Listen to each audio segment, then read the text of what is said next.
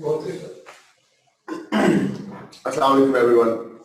I hope all of you have been doing all right.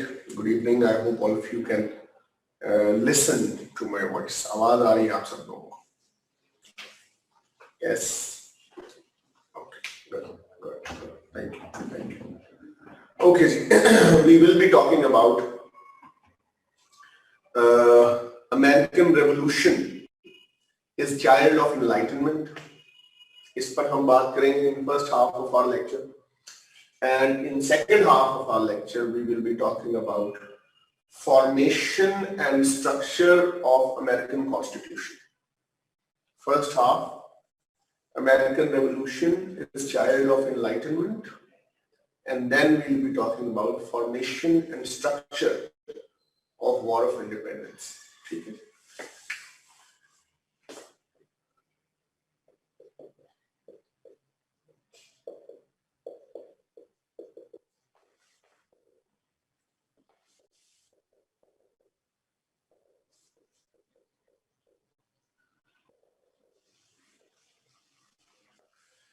पिछली class की discussion से you do understand what Americans mean by revolution. They differentiate the era of revolution and the era of actual war. The era of revolution starts from the very day on which America was colonized, firstly, and then from there on, how Americans resisted the exploitative, discriminatory laws, taxes and policies of the British Empire. उस सारी effort को वो revolution का नाम देते हैं, जिसमें उन्होंने लॉज को रेजिस्ट किया, बाइकॉट किया, अवेयरनेस दिखाई, इंडिपेंडेंस की तरफ गए, वो सारा जो है रेवोल्यूशन कहलाता है. नाउ फिलोसोफर्स ये कहते हैं, हिस्टोरियंस ये कहते हैं कि रेवोल्यूशन जो है it is child of enlightenment. Now this term needs to be explained. Enlightenment को हम दो सेंसेस में अंडरस्टैंड करते हैं. एक तो लिटरल मीनिंग है ना enlightenment का, आगाही, चीजों को जानना, रोशन ख्याल हो जाना, दिमाग का रोशन हो जाना, ठीक, एनलाइटन हो जाना, यानी you are no longer comfortable with the concept of being subjugated. ठीक.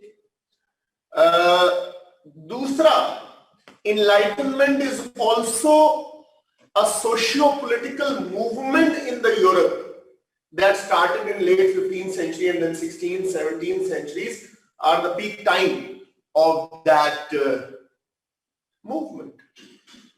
So हम दोनों angles से अंडरस्टैंड करने की कोशिश करेंगे that whether or how American Revolution is child of enlightenment. Whether or how American Revolution is child of enlightenment. Enlightenment is equated with period of Renaissance. Enlightenment is equated with period of Renaissance.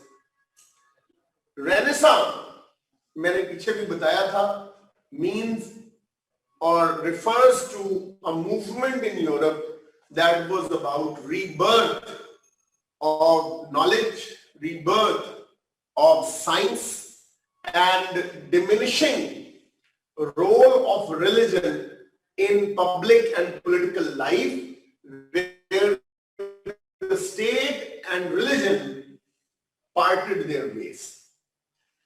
तो ये जो overall movement है, इसका भी impact है American के ऊपर. ठीक है, ये जो ओवरऑल मूवमेंट है, इसका भी इम्पैक्ट है अमेरिकन रेवोल्यूशन के ऊपर.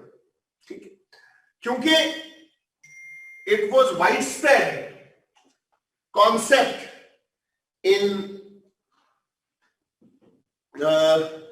Europe, and Europeans were the most migrants to black coffee without sugar. Europeans were the most migrant force to America. So when they were coming, they were bringing with them those ideas of the Renaissance. They were not very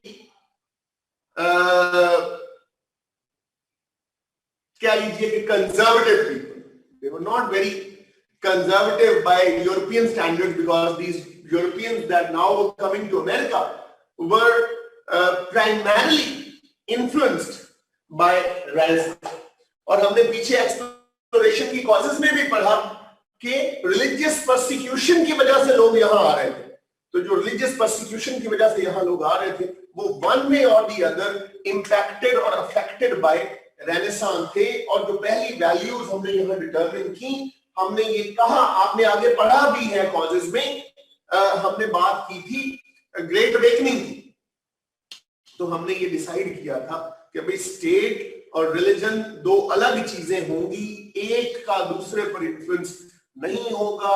खुदा और बंदा अपना ताल्लुक बनाएंगे, रियासत और citizen अपना ताल्लुक बनाएंगे.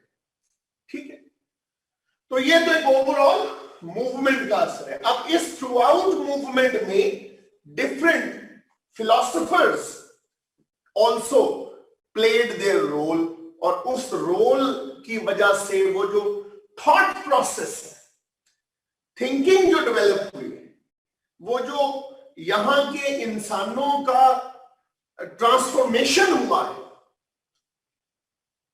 थॉट का, वे ऑफ थिंकिंग का, उस ट्रांसफॉर्मेशन में कंट्रीब्यूशन किसका है?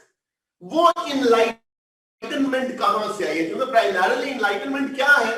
वो transformation of your thinking process है ना जी. वो कहां से आई?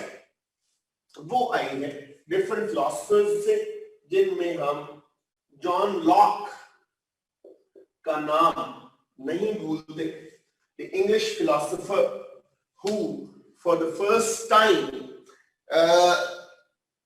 spoke about a more accountable government, a more responsive and responsible government, more accountable government, more responsive and responsible government. ये वो टाइम है, 1704 में इनकी डेथ हुई. ये वो टाइम है when philosophers started to determine कि रियासत का रोल जो है वो कम होना चाहिए, और concepts like civil liberties, concepts like rights, concepts like rule of law, concepts like equality, वो ऐड होते, वो रियासत की प्राइम रिस्पॉन्सिबिलिटी होनी चाहिए. तो life, liberty, property and later on इसमें ऐड होगी इनवायलेबिलिटी of human person. ठीक है, जिंदगी, आजादी और जायदाद की हिफाजत रियासत की जिम्मेदारी, और inviolability of human person, human dignity भी रियासत की जिम्मेदारी है. रियासत लोगों को बेइज्जत नहीं करेगी, रियासत उनकी इज्जत नफ्स का ख्याल रखेगी, प्रोटेक्ट करेगी.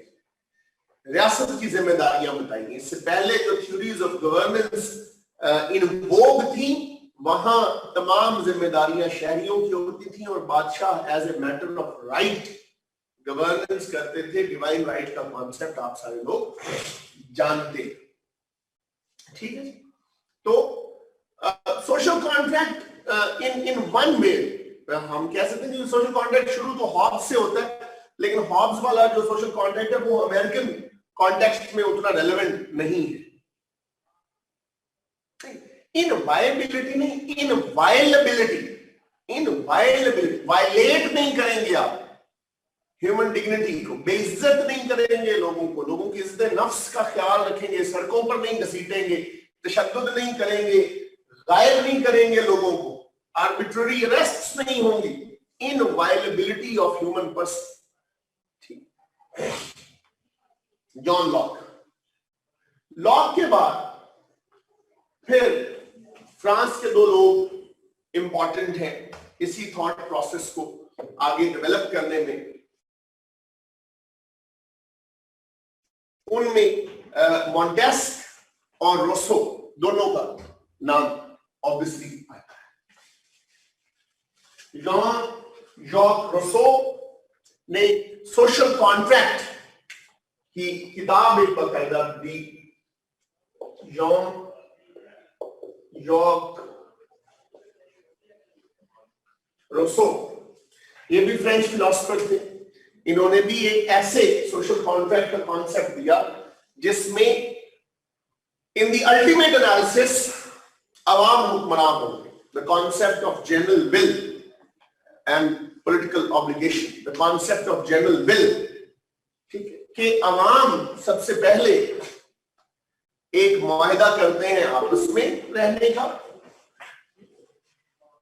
पीसफुली कोएग्जिस्ट करने का, and then they develop a general will of the majority of the people, and then that general will establishes the government. When making the law, this general will becomes active. When implementing the law or abiding by the law, this general will becomes objective. वही अवाम हुक्मरानी भी कर रहे होते हैं through their government, वही अवाम उस government की अहकामात को फॉलो भी कर रहे होते हैं by being good citizens. So हुकूमत क्या है? It is just an agent to express that general will. हुकूमत जो है वो उस एक एजेंट से ज्यादा कुछ नहीं है जो अवाम की मर्जी को इंप्लीमेंट करेगी। सो यके बाद दीगरे इन फिलोसोफर्स ने डिवाइन राइट की थ्योरी को खत्म करके रख दिया। ठीक है जी, डिवाइन राइट की थ्योरी को उन्होंने खत्म करके रख दिया। वो जो जिल्ले सुबहानी और जिल्ले इलाही वाला कॉन्सेप्ट था यूरोप में, वो खत्म हो गया।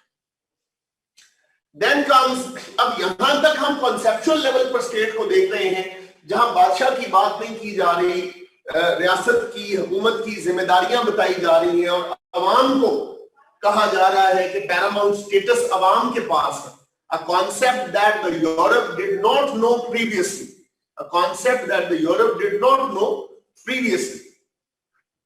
अब यहां से आगे मॉन्टेस्क लेकर चलते हैं बात। Montesquieu, famous French politician, lawyer, philosopher, इन्होंने फिर एक्टिव गवर्नेंस होनी कैसे है, वो जो यूरोप जहां द जज, jury and the hangman same जज होता, सेम किंग होता था, वहां इन्होंने कहा जी पावर्स को डिवाइड करें। बादशाह सलामत ही सजा सुनाते थे, बादशाह सलामत ही इल्जाम लगाते थे, बादशाह सलामत ही एग्जीक्यूट करते थे सजा को। इसने कहा भाई साहब ऐसे नहीं चलेगा। The power has to be divided and clearly demarcated. ठीक है, power has to be divided and clearly demarcated between 3 organs of the state. ठीक है, 3 organs of the state. Well, Mahmood, I would tend to agree with you in this context. So, power को divide करें और clearly define करें कि कौन सा इदारा क्या करेगा। उसने कहा कि रियासत में हुकूमत है, हुकूमत में 3 ऑर्गन्स है, लेजिस्लेचर है, एग्जीक्यूटिव है और जुडिशरी। इन तीनों के अपने इख्तियारात होने चाहिए। सेपरेशन ऑफ पावर की theory, in their core functions, ये आजाद होने चाहिए, किसी का दूसरे पर इन्फ्लुएंस ना हो। हाउएवर इन्हें इतना आजाद भी ना छोड़े कि ये डोमिनेट करें या सोलो फ्लाइट पर चले जाएं, because governance is an organic whole. हुकूमत करना एक ऑर्गेनिक होल है। हम बार बार उसको डेडलॉक पर नहीं ला सकते या किसी एक इदारे के हवाले नहीं कर सकते. So all institutions have to interact with each other one way और दी अदर. सारे इदारों में एक दूसरे के साथ इंटरेक्ट तो बहरहाल करना है. तो सेपरेशन ऑफ पावर के साथ हम जो है वो बात करेंगे चेक्स एंड बैलेंसेस की. इम्तियाज पूछ रहे हैं कि these philosophers are inspired the French Revolution of 1789. Yes, some inspired the revolution, some were inspired by the revolution. लेकिन जॉन रूसो, मोंटेस्क और हमारे जो लॉक हैं ये उससे पहले के हैं सारे philosophers. French Revolution was greatly influenced by these philosophers. खैर, तो मॉन्टेस्क ने वो सिंगल बंदे के अंदर पर्सन बेस्ड गवर्नेंस जो है वो खत्म करके इंस्टीट्यूशनलाइज्ड गवर्नेंस की बात की, डिवीजन ऑफ पावर की बात की, सेपरेशन ऑफ पावर की बात की, accountability and checks and balances की बात की. अब ये सारे नए नए ख्यालात लोग यूरोप से लेकर अमेरिका जा रहे हैं और अमेरिका वाले यूरोप से ये चीजें सीख रहे हैं. और चूंकि पॉलिटिकल एडमिनिस्ट्रेशन अमेरिका की रादर लूज है, क्लियर सेंस में मोनार्की एग्जिस्ट नहीं करती. मोनार्की के एजेंट्स गवर्नर्स की सूरत में बैठे हैं और गवर्नर्स के नीचे हाउस ऑफ बर्जेस जो सूबाई पार्लियामेंट है वो भी एग्जिस्ट करती है. तो टेक्निकली वहां मोनार्की नहीं है. सो यहां ground is there to experiment these ideas. Atmosphere, environment is there to talk about these ideas, to talk about implementing these ideas. America is a vast country जहां पर कोई मोनार्की नहीं है, जहां पर कोई बादशाह डायरेक्टली रूल नहीं कर रहा है. तो वहां इसकी इंप्लीमेंटेशन पर ज्यादा बेहतर गुफ्तगू हुई और लोगों को ज्यादा डिसेमिनेशन और इंफॉर्मेशन हुआ और लोगों ने ज्यादा इसके ऊपर सोचा, ज्यादा डायलॉग किया और ज्यादा बेहतर माहौल मिला इन आइडियाज को अमेरिका में पनपने का, चलने का, डेवलप होने का. खुद अमेरिका में भी मुख्तलिफ लोगों ने इस पर बात की. बेंजामिन फ्रैंकलिन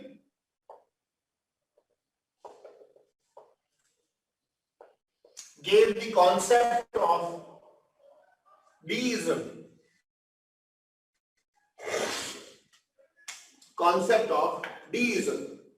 उसने अमेरिकन को यह समझाने की कोशिश की, those good Christians जो अमेरिका में रहते थे, अच्छे वाले क्रिश्चियंस, कंफर्टेबल कैथलिक्स, कि हर चीज अल्लाह पे डालो और चलते चले जाओ. डीइज्म या बेंजामिन फ्रैंकलिन ने क्या उन्हें समझाने की कोशिश की. उन्होंने कहा जी ये बात ठीक है कि कायनात अल्लाह ने बनाई, ये बात भी ठीक है कि कायनात को बनाने के बाद सेट प्रिंसिपल्स ले डाउन अल्लाह ने किए, लेकिन उसके बाद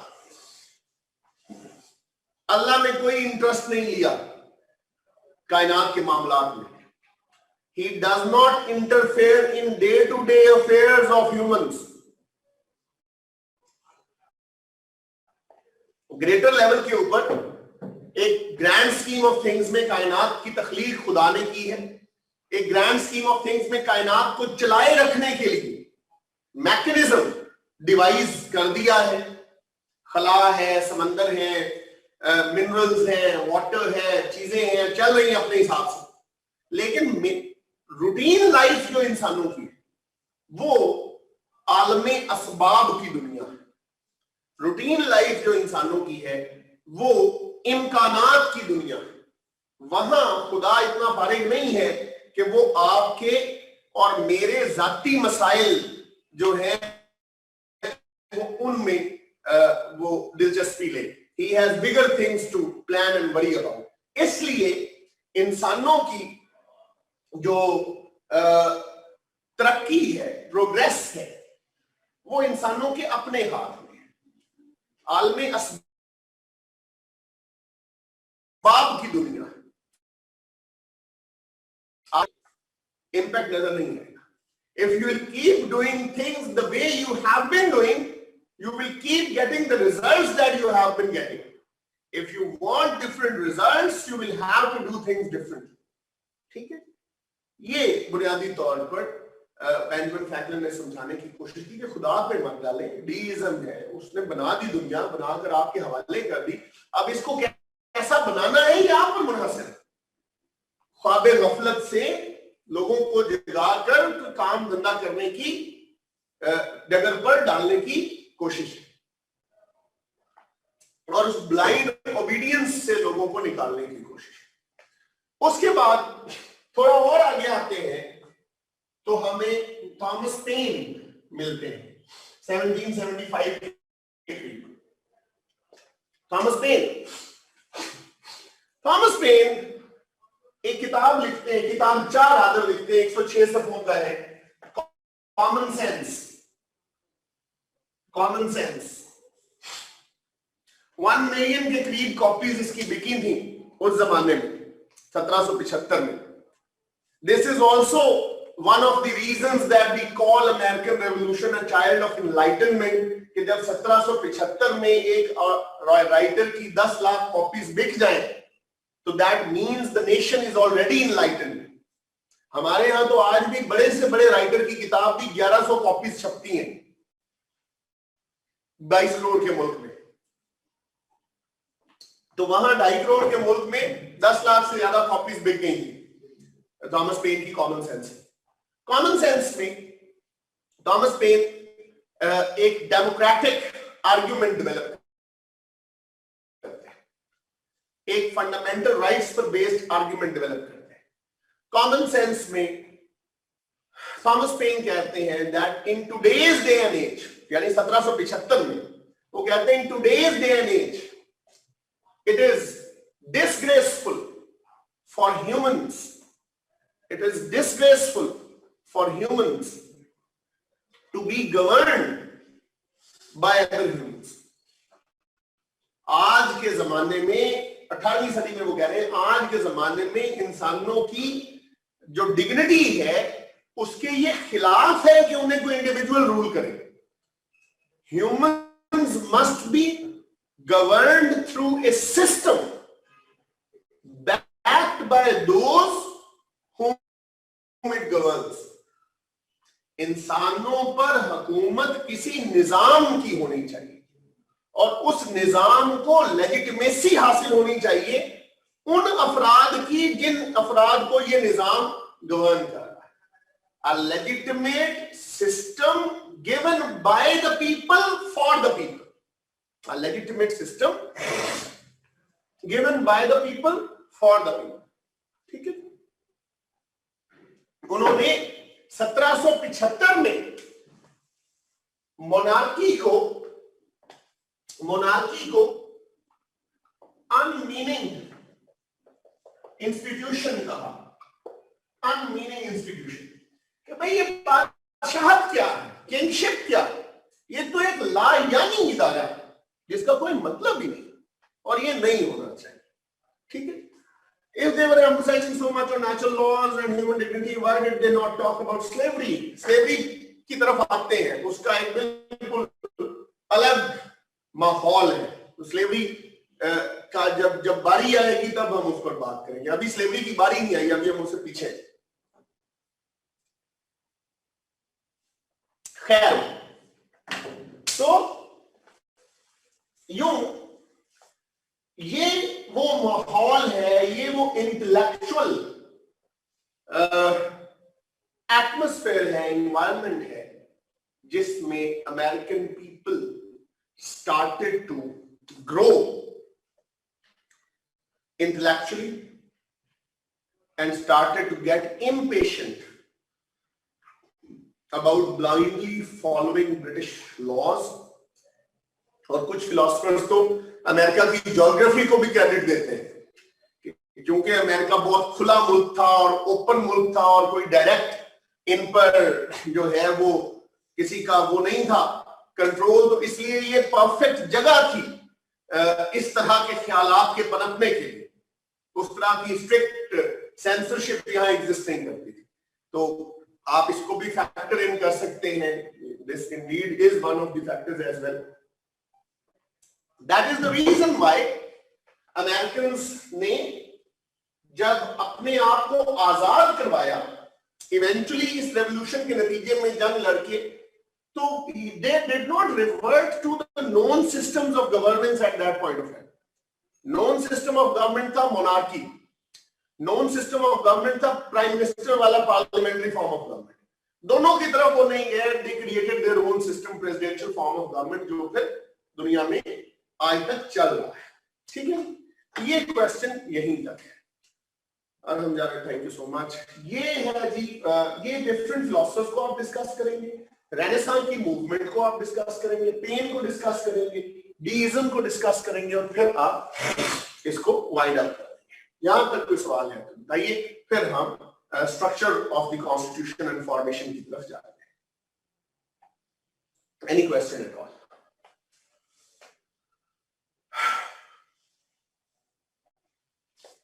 Okay, let's talk about the next topic.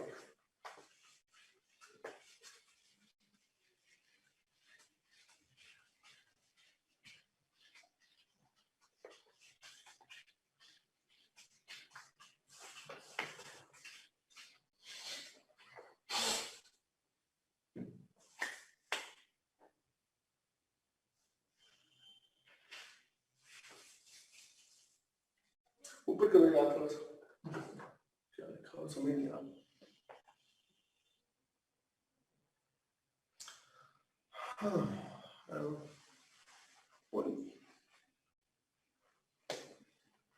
Ji, Thomas Paine was an American, Benjamin Franklin was also an American, बाकी यूरोपियन है।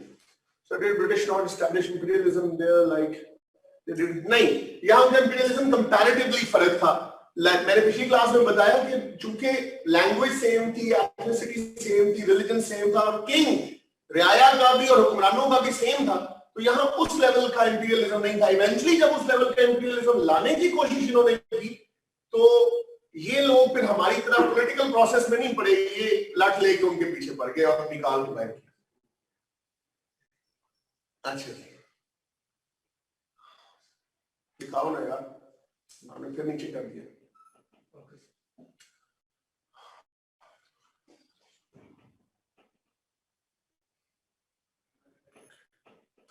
What was the response of the British king against these philosophers? Well, ये तो philosopher to philosopher very करता रहा। मॉन्टेस्क और Roseau तो थे ही France के, तो ब्रिटिश किंग उनका कुछ खास बिगाड़ नहीं सकता था। मॉन्टेस्क अमीर आदमी था, पॉलिटिशियन था, खुद अरिस्टोक्रेट था। रोसो माड़ा आदमी था, वो जलील भी हुआ थोड़ा सा, एंड पे थोड़ा सा पागल भी हुआ।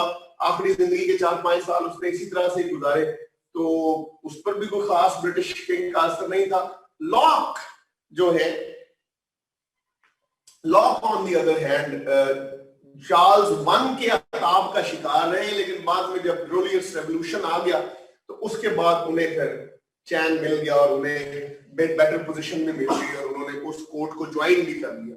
उससे पहले जेम्स II के जमाने में वो भागे ही रहे थे इंग्लैंड से। आपको पॉलिटिकल साइंस वाले टीचर ने या किसी ना किसी ने बताया ही, ठीक है जी।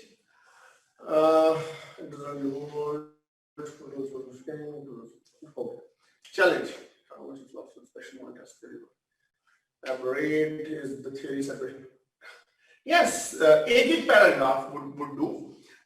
However, जब हम आगे कॉन्स्टिट्यूशन में सेपरेशन ऑफ पावर की थ्योरी पढ़ेंगे, कॉन्स्टिट्यूशन में हमने इसको जो है वो एक्सप्लेन करना है how separation of power and checks and balances work, practically काम कैसे करते हैं वो मैं अभी आपसे शेयर करूंगा। He wrote book the Prince, नहीं, प्रिंस मैकियावेली ने लिखी थी। प्रिंस जो है वो मैकियावेली ने लिखी थी। प्रिंस 1513 में मैकियावेली ने लिखी थी, after the very shameful defeat of Republicans by the Medicis in 1512. ठीक है? नहीं, he was never imprisoned. जो मैकियावेली है, मैकियावेली को कुछ अरसे के लिए नजर बंद किया गया था और फिर थप्पड़ थप्पड़ मार के उसको जिला वतन कर दिया गया।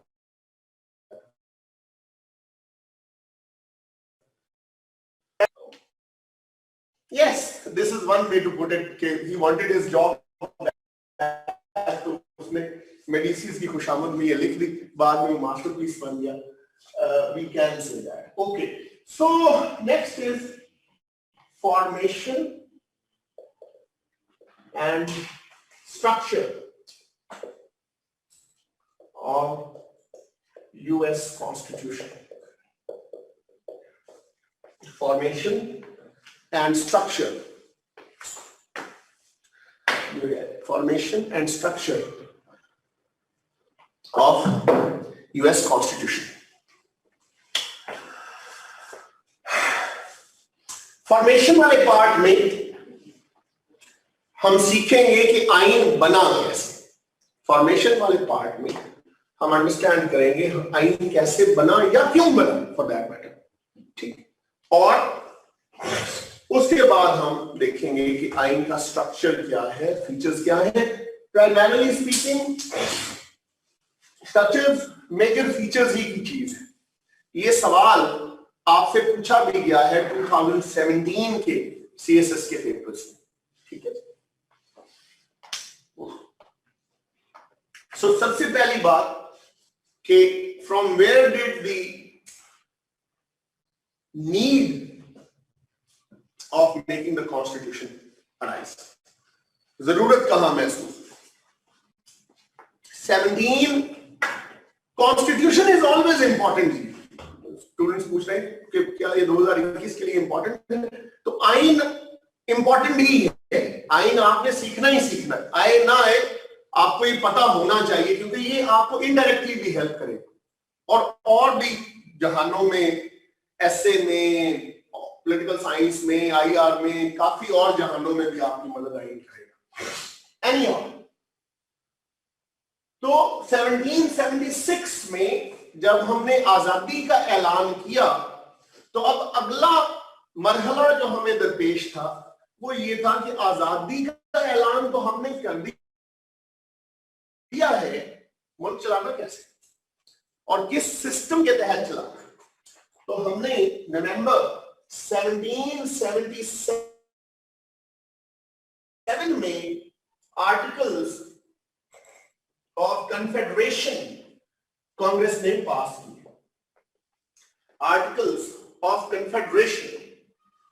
आर्टिकल्स ऑफ कन्फेडरेशन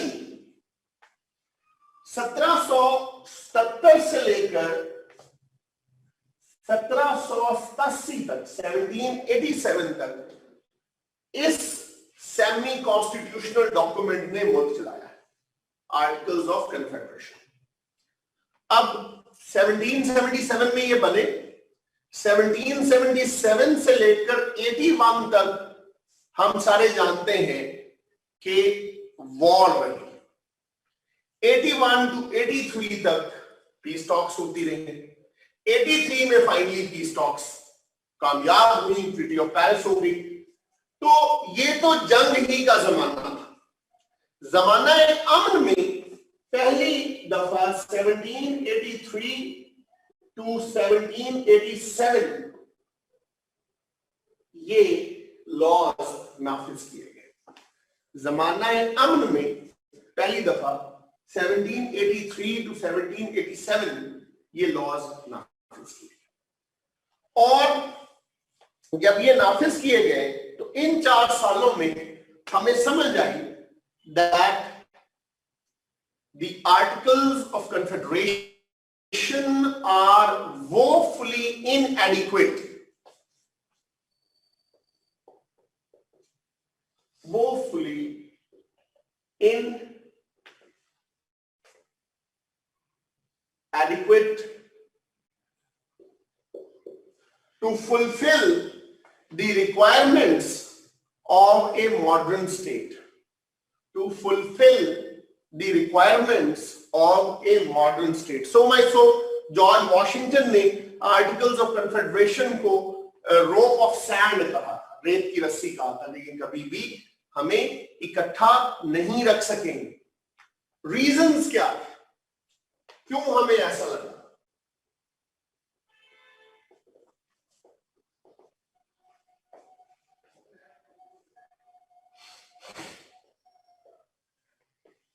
डिफेक्ट्स क्या है articles of confederation? Number 1, no central executive authority. हमारे पास कुछ सिंगुलर एग्जीक्यूटिव अथॉरिटी ही एग्जिस्ट नहीं करती।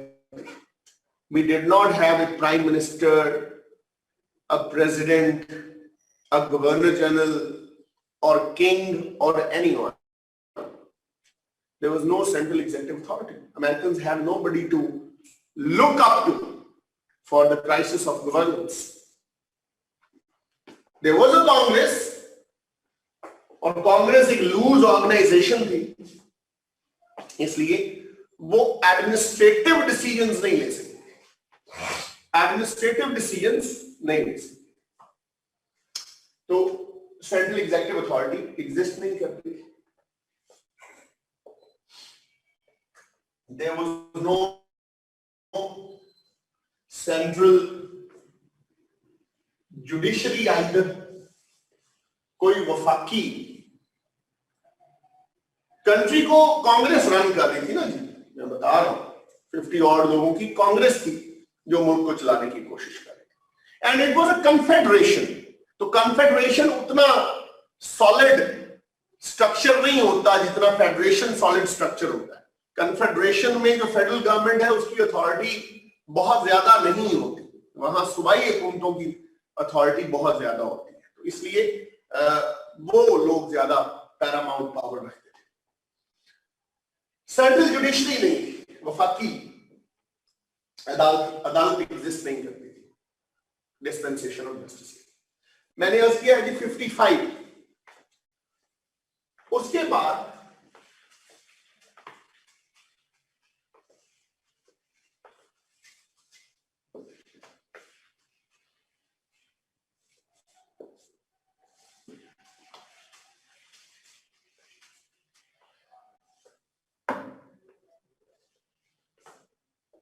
no central control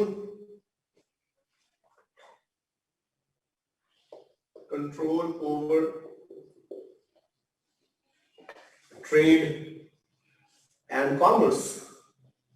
वफाक का ट्रेड एंड कॉमर्स पर भी कोई कंट्रोल नहीं था। हर रियासत अपने लेवल पर दूसरे मुल्कों के साथ ट्रेड एंड कॉमर्स कर रही थी। तो अगर एक रियासत में क्या आ रहा है और रियासत से बाहर क्या जा रहा है उस पर ही रियासत का कंट्रोल नहीं है, तो what kind of a state it is. और दूसरा, जब ट्रेड एंड कॉमर्स पर वफाक का कंट्रोल होता है तो ये उनका मेजर सोर्स ऑफ अर्निंग भी होता है, तो वो मेजर सोर्स ऑफ अर्निंग भी एग्जिस्ट नहीं करती। कांग्रेस एग्जिस्ट की थी जब फिलाडेल्फिया कन्वेंशन हुआ था, तो तब कांग्रेस बनाई गई थी। सॉरी, उससे पहले जो कांग्रेस, फर्स्ट कॉन्टिनेंटल कांग्रेस जो बनी थी और फिर सेकंड कॉन्टिनेंटल कांग्रेस बनी थी, वो कांग्रेस थी जो चला रही थी। तो उसके बाद फिर फाइनली फिलाडेल्फिया कन्वेंशन में नई Congress establish. There was no common foreign policy either. America confederation of states तो था, लेकिन इसकी कोई अपनी जामे फॉरेन पॉलिसी नहीं थी। कुछ रियासतें इंग्लैंड के साथ अच्छे ताल्लुकात बना के फिर रही थी, कुछ रियासतें फ्रांस के साथ, स्पेन के साथ यूनिफॉर्म पॉलिसी नहीं थी। No contribution by states to federal treasury। वफाक के खजाने में सूबों की तरफ से कोई हिस्सा नहीं आ रहा, तो नेचुरली वफाक जो है वो कमजोर हो रहा था। It was going pauper. तो जब वफाक के पास पैसे नहीं होंगे तो जो एक कोर फंक्शन वफाक का होता है, कॉमन डिफेंस, वो भी सफर किया। There was no common army either.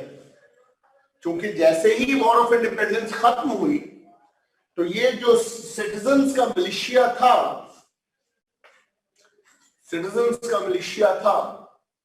ये सिटीजन्स का मिलिशिया जो है ये डिस्पर्स हो गया, डिसबैंड हो गया, और इन सारे लोगों ने जाकर अपनी अपनी स्टेट्स के जो मिलिशियास थे, जो सेमी आर्मीज थी, वहां कमीशन ले लिया।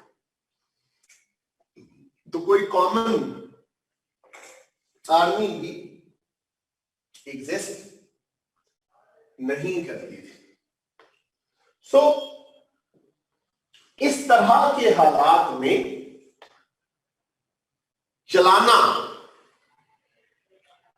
मुल्क को, और इस तरह के डॉक्यूमेंट की बेस के ऊपर और इस तरह के स्ट्रक्चर की बेस के ऊपर अगर आप कोई मुल्क चला रहे हो तो that country is bound to be doomed. वो इवेंचुअली डूम्ड है। वो साल पहले हो जाए, साल बाद हो जाए, वो चल नहीं सकता। ठीक है, तो इन रीजंस की वजह से अमेरिका के सियाने लोगों ने यह सोचा कि इस तरह तो मुल्क नहीं चलेगा, तो क्यों ना आर्टिकल्स ऑफ कन्फेडरेशन को हम ठीक कर दें। आर्टिकल्स ऑफ कन्फेडरेशन को हम ठीक कर दें। तो अमेरिका के पहले दारुल हुकूमत में फिलाडेल्फिया कॉन्स्टिट्यूशनल कन्वेंशन होता है 1787।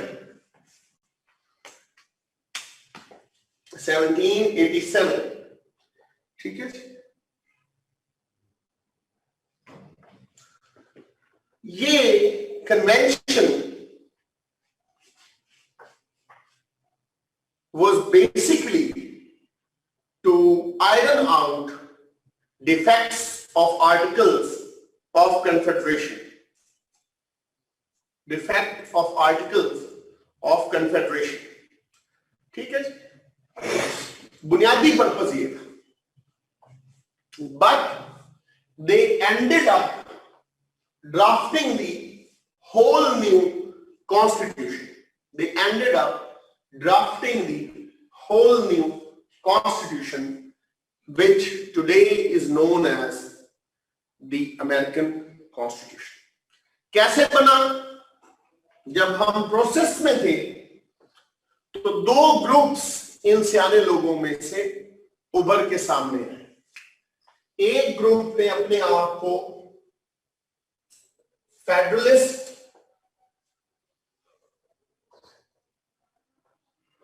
या वर्जीनिया प्लान कहा, हेडेड बाय जॉर्ज वॉशिंगटन। दूसरे ग्रुप ने अपने आप को एंटी फेडरलिस्ट या न्यू जर्सी प्लान कहा, headed by Thomas Jefferson. Headed by Thomas Jefferson.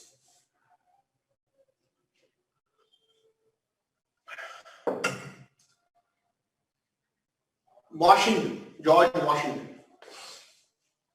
फेडरलिस्टों को जॉर्ज वॉशिंगटन हेड कर रहे थे, एंटी फेडरलिस्टों को थॉमस जेफरसन हेड कर रहे थे। They both had their own visions of the future Constitution of America. They both had their own vision of the future Constitution of America. Vision क्या था? ये लोग चाहते थे एक स्ट्रॉन्ग सेंट्रल एग्जीक्यूटिव अथॉरिटी, एक स्ट्रॉन्ग सेंट्रल एग्जीक्यूटिव अथॉरिटी होनी चाहिए। कोई हो, किंग हो, प्रेसिडेंट हो, कोई हो। चूंकि एब्सेंस ऑफ एग्जीक्यूटिव अथॉरिटी में मुल्क ठीक से चला नहीं। दूसरा, ये चाहते थे पॉपुलेशन बेस्ड कांग्रेस, यानी 1% anti-federalists were headed by Thomas Jefferson, the third American president, who also belonged to Virginia. ठीक, पॉपुलेशन बेस्ड कांग्रेस होनी चाहिए, छोटी रियासतों के कम नुमाइंदे होने चाहिए कांग्रेस के अंदर, बड़ी रियासतों के आबादी के लिहाज से बड़ी रियासतों के ज्यादा नुमाइंदे होने चाहिए, पॉपुलेशन बेस्ड कांग्रेस होनी चाहिए। Limited right to vote and property होना चाहिए। सबके पास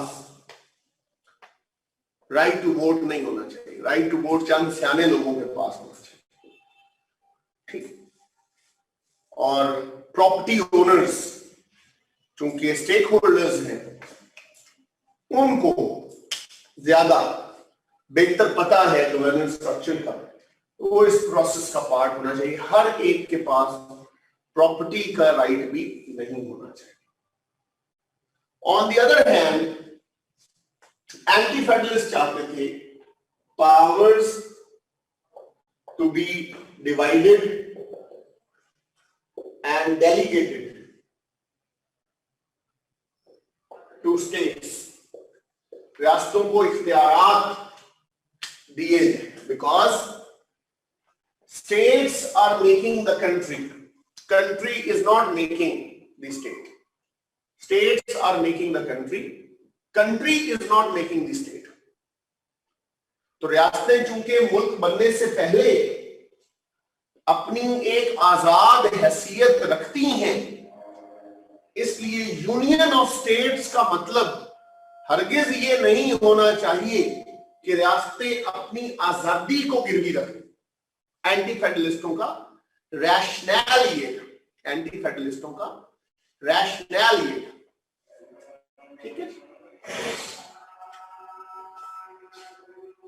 दूसरी बात ये करते थे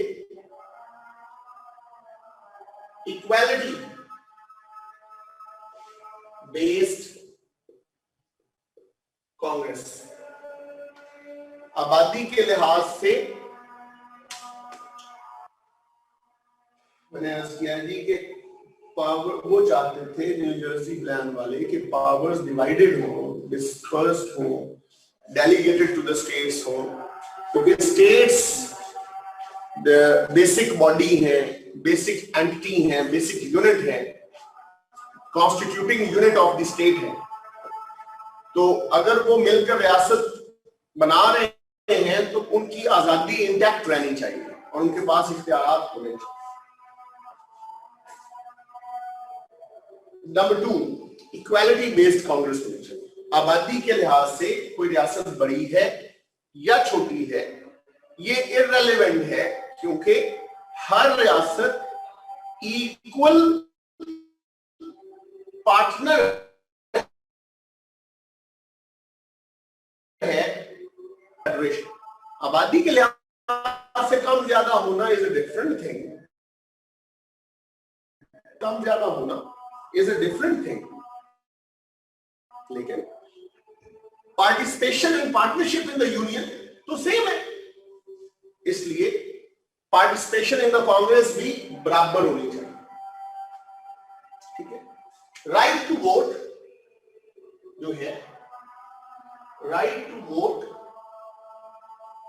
to everyone, right to vote and property, दोनों सबको दे। अच्छा, यहां एवरीवन से मुराद क्या है? एवरीवन से मुराद है all white main excluding women, excluding blacks. Federalists were not anti-democracy, but Federalists wanted controlled democracy. The forefathers of the American constitutions में Federalist लोग थे, ये controlled democracy चाहते थे, एक open-ended democracy नहीं चाहते. तो इन्होंने कहा जी right to vote जो है everyone से मुराद है white American males. ठीक. Whereas ये लोग white American males में भी further classified हैं. अज़ान खत्म होती है दोबारा.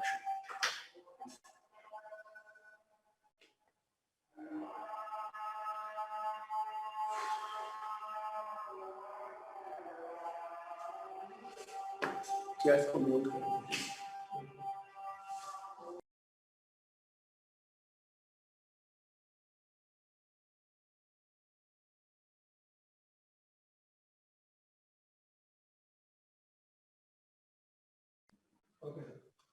Okay. So this is where the whole constitutional structure was now stuck. हम एक डेडलॉक का शिकार हो गए. दो पैरेलल प्लान्स हैं, दोनों तरफ जायंट्स हैं जो दोनों पैरेलल प्लान्स को पुश कर रहे हैं. तो how to reach a consensus. ठीक है जी. कंसेंसस डेवलप हुआ by a new plan.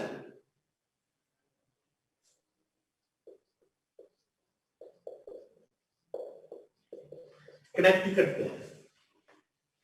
William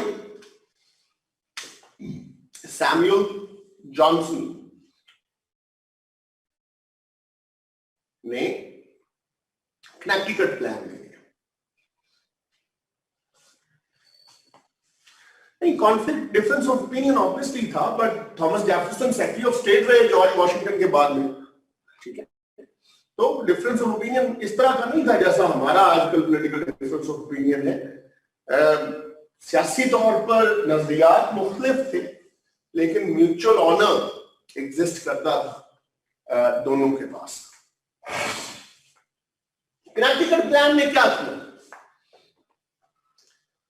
Kashif बच्चे प्रॉपर्टी के आगे क्वेश्चन मार्क लगा के भेज दोगे तो मुझे क्या समझ आएगी कि आप क्या पूछ रहे हो. प्रॉपर्टी की डेफिनेशन पूछ रहे हो, प्रॉपर्टी के लीगल मीनिंग्स पूछ रहे हो, आप प्रॉपर्टी का कॉन्सेप्ट क्या पूछ रहे हो. विलियम सैमुअल जॉनसन एक बड़ा बेहतर कॉम्प्रोमाइज था. इसने किया क्या? इसने दोनों प्लान्स की अच्छी चीजें मिलाकर इकट्ठी कर. फेडरलिस्टों को उसने कहा you will have a strong central authority. President हम आपको देते हैं. ठीक है. आप चाहते हो लिमिटेड राइट टू वोट हो, आप चाहते हो everyone should have right to vote. Everyone से मुराद है गोरे मर्द हजरात. तो हम क्या करते हैं, हम इस स्ट्रॉन्ग सेंट्रल अथॉरिटी का इलेक्शन इनडायरेक्ट रखते हैं. इनडायरेक्ट इलेक्शन रख देते हैं. सारे गोरे मर्द हजरात वोट करेंगे चंद सियाने लोगों को, इलेक्टोरल कॉलेज, और वो चंद सियाने लोग जो हैं वो सिलेक्ट करेंगे सदर, जो हमारी स्ट्रॉन्ग एग्जीक्यूटिव अथॉरिटी होगा. तो दोनों घरों की बात हम पूरी कर लेंगे. ठीक है. स्ट्रॉन्ग एग्जीक्यूटिव अथॉरिटी देंगे, इनडायरेक्ट मेथड ऑफ इलेक्शन देंगे. इन्होंने कहा था पावर्स डिवाइडेड होनी चाहिए. तो मैं रिपीट कर देता हूं. मैं ये सबमिट करने की कोशिश कर रहा हूं that they said Federalists wanted a strong central executive authority. They gave a strong central executive authority in the name of president. Federalists wanted limited right to vote. Anti-Federalists wanted unlimited right to vote.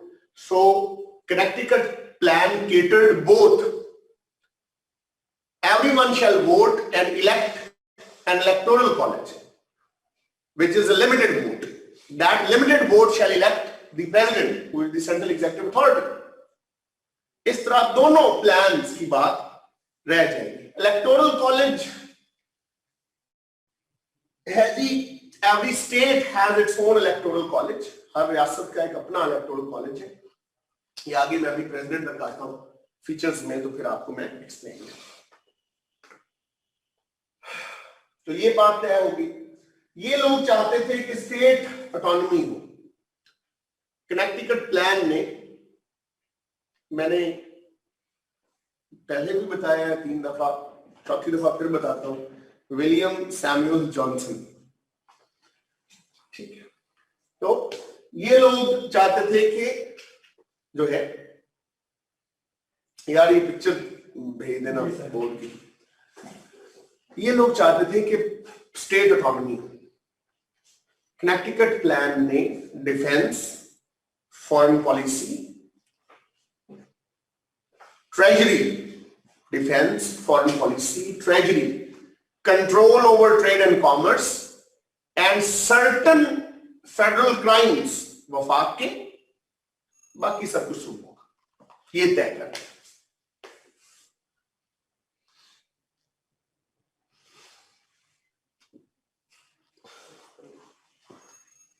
ठीक है. नहीं, Missouri compromise 1820 में हुआ था, वो बाद की बात है. This is not Missouri compromise. मैंने बताया था it is known as Connecticut compromise. तो कनेक्टिकट एक फर्क स्टेट है, मिसूरी एक फर्क स्टेट है. ठीक है. तो डिफेंस वफाक के पास होगा, फॉरेन पॉलिसी वफाक के पास होगी, ट्रेड एंड कॉमर्स इंटरनेशनल, मैं कर रहा हूं ऑलरेडी रिपीट, वफाक के पास होगा.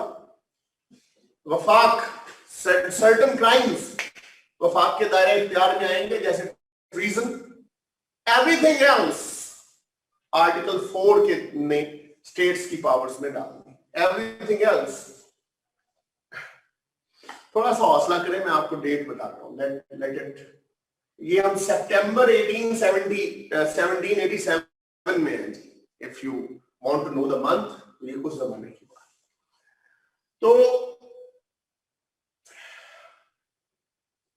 पावर्स, स्टेट ऑटोनॉमी इंश्योर होगी. अब अगला झगड़ा था कांग्रेस के ऊपर. कांग्रेस इक्वालिटी बेस्ड होनी चाहिए कि कांग्रेस जो है वो पॉपुलेशन बेस्ड होनी चाहिए. तो कनेक्टिकट प्लान ने कहा कि लेट्स हैव 2 कांग्रेसेस, 2 हाउसेस हम कर देते. हमें एक ही हाउस रखने की इतनी मुसीबत क्या पड़ी हुई है. ठीक है. 2 हाउस, बाय कैमरल कांग्रेस हो जाएगी. बाय कैमरल कांग्रेस हो जाएगी. House of representatives population based होगा. जितनी जिसकी आबादी उतने उसके नुमाइंदे. सेनेट टेरिटरी बेस्ड होगा और ये इक्वल रिप्रेजेंटेशन पर होगा.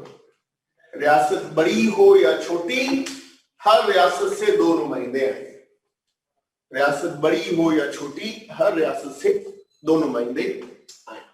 सो House of Representatives and Senate. तो यूं ये झगड़ा भी तय है. ठीक है. उसके बाद राइट टू वोट वाली बात ऑलरेडी मैंने बता दी. अब अगला एक और बड़ा सवाल था कि स्लेव्स को कैसे काउंट किया जाए. क्योंकि साउथ की स्टेट्स जहां स्लेवरी थी, वो ये चाहती थी कि स्लेव्स को आबादी में तो काउंट किया जाए, ताकि आबादी के लिहाज से सीटें जाहिर है ज्यादा मिलती हैं. स्टेट स्लेव्स को आबादी में तो काउंट किया जाए, लेकिन वो सीटें गुरों को मिले. यानी स्लेव्स तो ना इलेक्शन लड़ सकते थे, ना वोट कास्ट कर सकते थे, कुछ नहीं कर सकते थे. तो हेड काउंट की हद तक वो एज, वो एडवांटेज हमें मिलना चाहिए। सेनेट में जी, सेनेट में 2 नुमाइंदे हर रियासत से सेनेट में आएंगे। House of representative population based house है, आबादी को रिप्रेजेंट करता है। तो आबादी जहां जिसकी ज्यादा होगी उसके ज्यादा नुमाइंदे होंगे, जिसकी कम होगी उसके कम नुमाइंदे होंगे। सेनेट टेरिटरी को रिप्रेजेंट करता है, आबादी को रिप्रेजेंट नहीं करता, इसलिए वहां सबके 2-2 नुमाइंदे होंगे। ठीक है। तो वेयर एज नॉर्थ की स्टेट्स ये चाहती थी कि स्लेव्स को अगर राइट टू वोट नहीं है, स्लेव्स को अगर right to sit in the parliament नहीं है, तो फिर स्लेव्स को आप काउंट क्यों कर रहे हैं for the purposes of election. तो इस पर एक डेडलॉक आया। इस डेडलॉक को रिजॉल्व किया गया 3/5 प्रिंसिपल के तहत। 3/5 प्रिंसिपल के तहत इसका क्या मतलब है? इसका मतलब है कि स्लेव काउंट तो होंगे, जाहिर है वो एग्जिस्ट करते हैं तो काउंट तो करने पड़ेंगे, but one slave would be 3/5 of an ordinary American। ठीक है, यानी 3 स्लेव्स अगर मिलेंगे तो एक स्लेव, एक आजाद बंदे की जितनी गिनती उसकी होगी। 3 स्लेव्स मिलेंगे तो एक आजाद बंदे जितनी गिनती होगी। इस कॉन्सेप्ट को 3/5 प्रिंसिपल कहते हैं। इससे काफी हद तक जो एडवांटेज था साउथ की स्टेट्स के पास आबादी का, वो कम हो गया। यानी जहां 40 लाख स्लेव्स थे तो 40 लाख स्लेव्स के बजाय अब जब आबादी में काउंट उनको करें, सीटें जब देंगे तो सीटें देंगे 10 लाख के हिसाब से, 40 लाख के हिसाब से नहीं देंगे। ठीक है। यस, ऑर्डिनरी अमेरिकन सिटीजन में, ऑर्डिनरी अमेरिकन सिटीजन मींस में। तो ये इसको ओबामा ने, जो उनकी लेटेस्ट बुक है द प्रॉमिस्ड लैंड, इस कॉन्सेप्ट को ओबामा ने भी डिस्कस किया है। पेपरों से आप फारिग हो जाए तो कोशिश करें उस किताब को पढ़ें। इट्स अ वंडरफुल रीड अगर आपने ऑलरेडी पढ़ लिया। तो यूं ये मामला भी तय हो गया। फाइनली फिर the Congress passed this constitution in 1787, but it was not immediately implemented.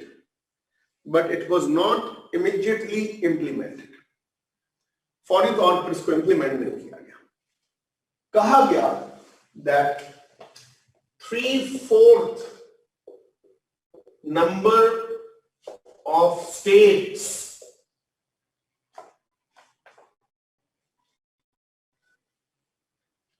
have to ratify the constitution, only then it will be implemented। 13 रियासतें हैं अमेरिका की, उन 13 रियासतों का 3/4 रियासतें जब तक इस आइन से एग्री नहीं कर जाती, इसको रेटिफाई नहीं कर देती, हम इस आइन को नाफिज नहीं करेंगे। तो 13 में से 9 रियासतों का इस आइन को रेटिफाई करना जरूरी था। 9 states had to ratify it. So it took another year, and then finally 1789 में इस कॉन्स्टिट्यूशन के तहत पहली हुकूमत बनी। 1789 में पहली हुकूमत बनी। 3rd April फर्स्ट कांग्रेस बैठी and 30th April first president entered office. 1789। ठीक है। यहां पर आकर फॉर्मेशन का पार्ट खत्म हो जाता है। यहां पर आकर फॉर्मेशन का पार्ट खत्म हो जाता है। Ratified, not rectified, ratified. 9 ने कर दिया तो ये इंप्लीमेंट हो गया। इवेंचुअली 1791 में सब स्टेट्स ने इसको रेटिफाई कर दिया था, क्योंकि फंडामेंटल राइट्स 1791 में इसमें ऐड किए गए। ठीक है,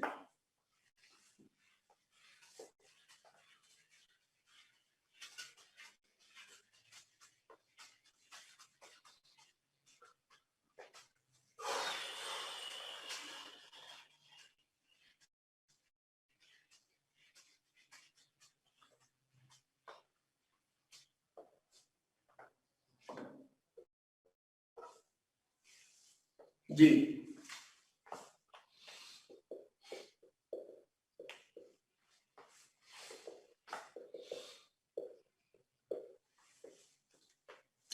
अब आ जाए स्ट्रक्चर्स या फीचर्स की तरफ। स्ट्रक्चर में पहले तो नेचर ऑफ द कॉन्स्टिट्यूशन के हिसाब से हम देखें तो it is written and brief constitution. It is world's oldest surviving written constitution.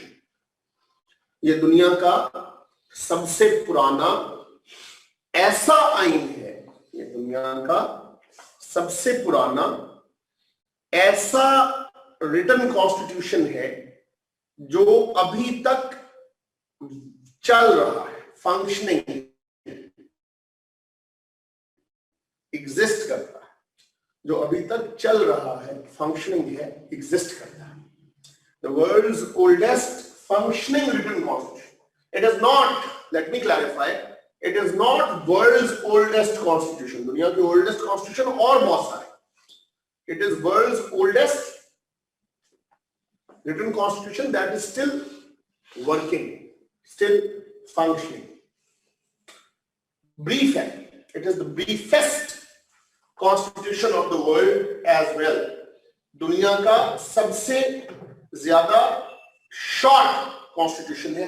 It only has 7 articles, सिर्फ 7 आर्टिकल है इसके, as compare to Indian constitution जो लॉन्गेस्ट है 395 आर्टिकल्स के साथ। आर्टिकल 1 लेजिस्लेचर की बात करता है, आर्टिकल 2 एग्जीक्यूटिव की बात करता है, प्रेसिडेंट की बात करता है, आर्टिकल 4 स्टेट्स की बात करता है।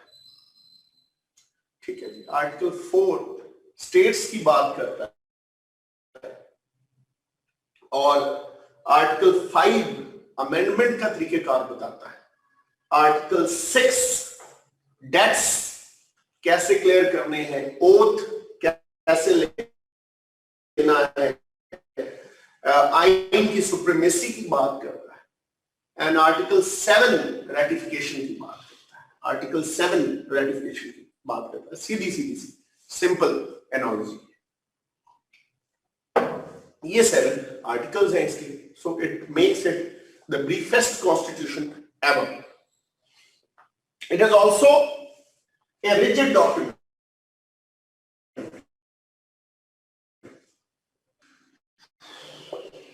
It is also a rigid document, difficult to amend. Article 3 is judiciary, judicature. Rigid document, difficult to amend. Amendment procedure क्या है? आप ऑलरेडी जानते हैं कि 2 हाउसेज हैं, 27 अमेंडमेंट्स हैं अभी तक, 27 अमेंडमेंट्स। अमेंडमेंट प्रोसीजर ये है that House of Representatives, which is 435, Senate, which is 100, they both have to, Article 5 is amendments, Article 6 is supremacy of the Constitution, oaths of the President, Chief Justice, and how states and federal government shall repay its debts. ठीक है, sections के रौले में पढ़ने की जरूरत नहीं है बच्चे। कॉन्स्टिट्यूशंस में हम सिर्फ आर्टिकल्स की हद तक महदूद रहते हैं, ठीक है, कोट करने के लिए। कॉन्स्टिट्यूशनल लॉ में आप जाएंगे तो फिर वहां आर्टिकल 7 है जी, जो कहता है कि स्टेट्स हैव टू रेटिफाई, ठीक है, इतनी स्टेट्स रेटिफाई करेंगी तो ये कॉन्स्टिट्यूशन इंप्लीमेंट होगा। तो an amendment can be initiated in either of the houses, HOR में भी इनिशिएट हो सकती है, सेनेट में भी इनिशिएट हो सकती है। दोनों की 2/3 मेजॉरिटी ऑफ टोटल मेंबरशिप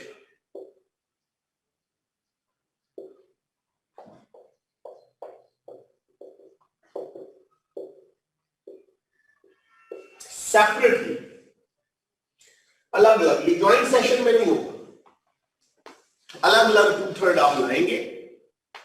उसके बाद ये जाएंगी स्टेट लेजिस्लेचर्स के पास।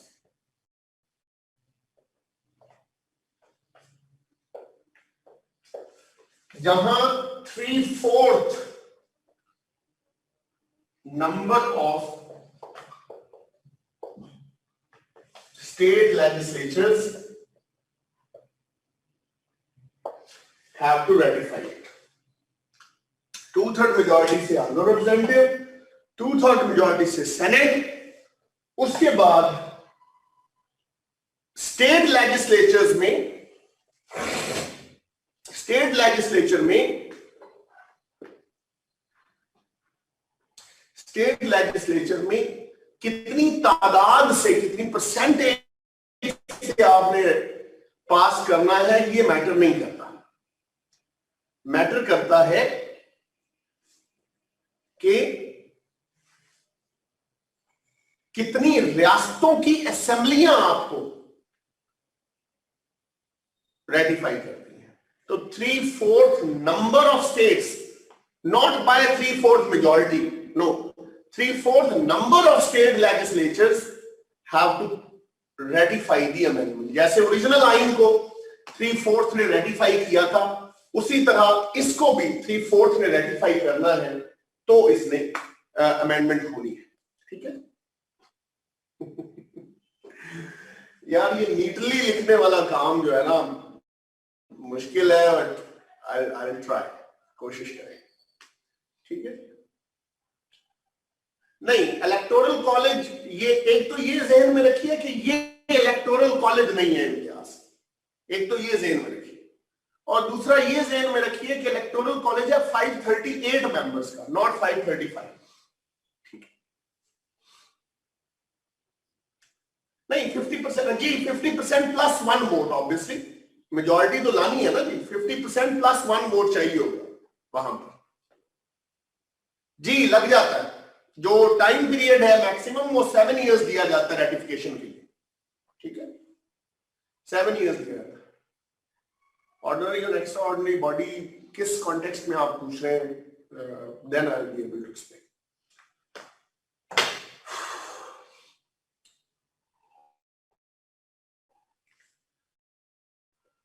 कोई बॉडी नहीं है, सेनेट वो बॉडी से मुराद है कि कौन सी कमेटी इसको लेकर आती है, अदरवाइज हाउस ऑफ रिप्रेजेंटेटिव की 2/3, सेनेट की 2/3, एंड देन का रोल नहीं।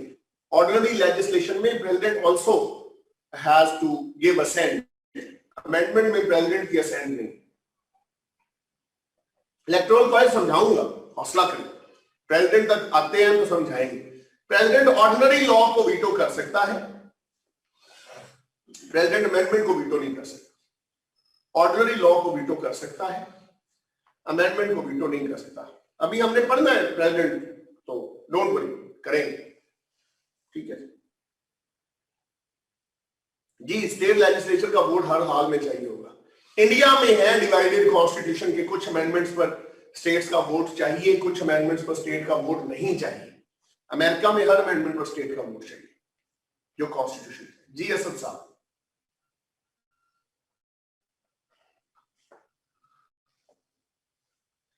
कांग्रेस को नहीं, सेनेट को अपर हाउस कहते हैं, वर्ल्ड स्ट्रॉन्गेस्ट अपर हाउस कहते हैं, ठीक है, तो वो बात ठीक है। स्ट्रॉन्गेस्ट इंस्टीट्यूशन अगर लेजिस्लेचर की बात करें तो ब्रिटिश पार्लियामेंट है जी। Any other question?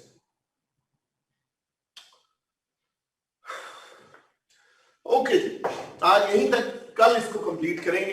प्रेसिडेंट भी उसमें आएगा, सेपरेशन ऑफ पावर भी उसमें आएगी, फेडरलिज्म भी उसमें आएगा।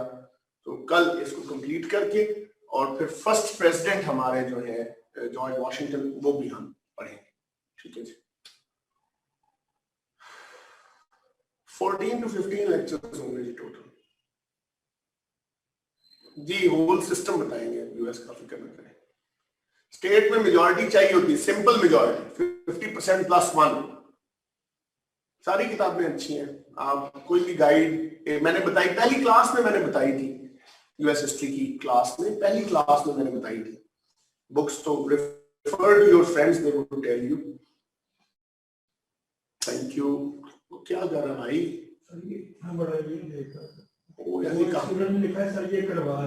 करवा दें, मुझे आ गई समझ, ये मुझे आ गई समझ, कल करवा दें।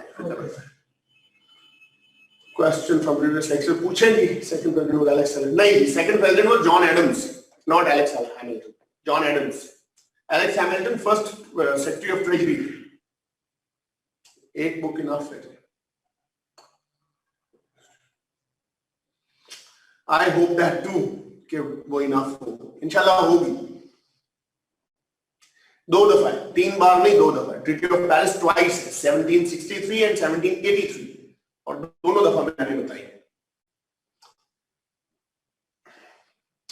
कोर्स हम भी क्लास में बोलते हैं, साथ साथ गाइड्स में भी दी हुई है, बुक्स में भी दी हुई है। सेम नेम इसलिए है कि दोनों पेरिस में हुई थी, that's why. Authentic of it. आसान कोर्स आप प्रेसिडेंट्स की कोर्स ले सकते हैं, सेक्रेटरी ऑफ स्टेट्स की कोर्स ले सकते हैं, तो आप कर सकते हैं। Thank you so much.